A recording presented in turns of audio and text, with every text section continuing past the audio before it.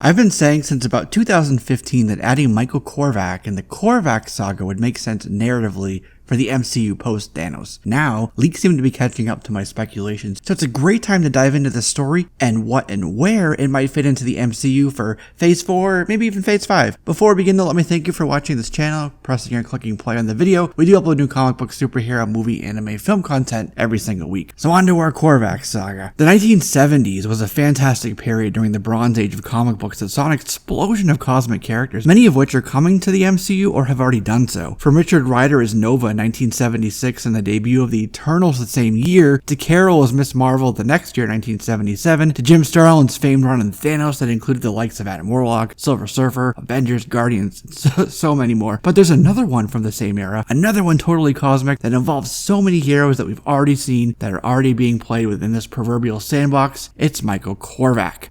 Created by Jim Starlin and Steve Gerber, Michael Korvac first appeared in 1975's Giant-Sized Defenders number 3, but what's funny is that he was originally intended to be a one-and-done type of character, but what became of him though was a major event in the 1970s called the Korvac Saga. Remember the quote, "I love you 3000" from Avengers Endgame? There's a team called Guardians 3000, but also Michael Korvac lived in the year 3000 on Earth 691, which is a different Earth in the multiverse, which we know also exists within this omniverse. On that world, he's a computer tech, and all throughout this time and this alien race came down and invaded his Earth 691. The alien race is called the Badoon. James Gunn's been wanting to introduce the Badoon, but for a while there were rights issues with Fox, so he couldn't. Now he has them. To save himself, Korvac turned on the rest of the planet and actually helped the Badoon, but he was soon punished by them and actually turned into a cyborg. Later, the Grandmaster, who's an Elder of the Universe, played by Jeff Goldblum in Thor Ragnarok, by the way, and his brother the Collector, sent Korvac through time to fight the Defenders, which is a team consisting of many characters we've also seen already, heavily teased, Easter egged, or rumored for the near future, like Doctor Strange, of course, we've seen him, Namor, the Hulk, Valkyrie, and Nighthawk. Korvac's able to use his cyborg abilities to basically scan the Grandmaster and take some of his abilities as his own, and with those powers, he traveled back in time, crossed through the multiverse to the main Marvel universe, which we call Earth 616. Here, he comes across a ship owned by an incredibly powerful cosmic planet eater that was born from Galan and the Cosmic Egg and the Big Bang, a being named Galactus. And when he goes to download from Galactus' ship, Korvac is actually imbued with the power cosmic, and he himself becomes incredibly powerful. He's basically got the same powers as a Herald of Galactus, like Silver Surfer, for example. Korvac came to Earth, to 616 Earth, calling himself Michael, and he wanted to use his powers to reformat humanity into a utopian civilization.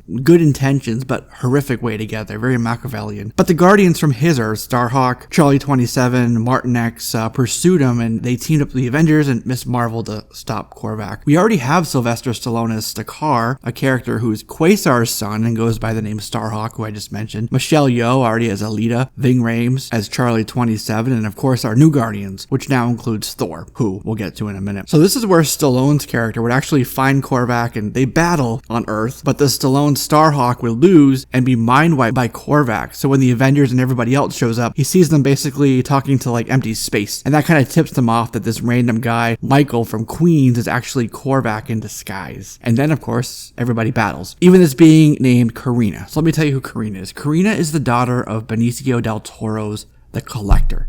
He knew there'd be just two people who would be able to stop him. One was Thanos, the other is Korvac. So he gave his daughter tons of power, weaponized her to help stop him, but sweet love. Karina met Michael Korvac and the two fell in love. So when Korvac thought basically that Karina had betrayed him, he ended up killing himself, and that enraged Karina. She attacked everybody else, but she was ultimately taken down by Thor. But because he chose to take his own life, when he was near death, Korvac actually restored all the slain heroes back to life, and that's the power of comics. The Korvac Saga is a really great story that involves the cosmic side of the universe, the grounded side too, because they're on the ground, actually in Queens. And based on the story and the characters involved, it seems like a natural progression for Feige and the camp to take. So the current idea is to have a series of mini arcs where a villain would take the story through maybe like 2 or 3 films versus a format like the Infinity Saga, which covered Thanos and 20 plus movies. So just because I'm talking about Korvac doesn't mean that we won't get Doctor Doom or Norman Osborn or Galactus or Kang or Annihilus, and this news does not negate any of that news from happening. This would probably happen through Guardians and most likely Captain Marvel 2 as well. Traveling backwards through time to different Earths is now part of the MCU. It could give us the Fantastic Four in that same way. Same with the mutants. host of other characters, and also explain where they've been all this time. Like, if the Fantastic Four is set in the 60s, why does nobody remember them? Where have they been? Where are they now? Are they on a different Earth, in a different multiverse? Same with mutants.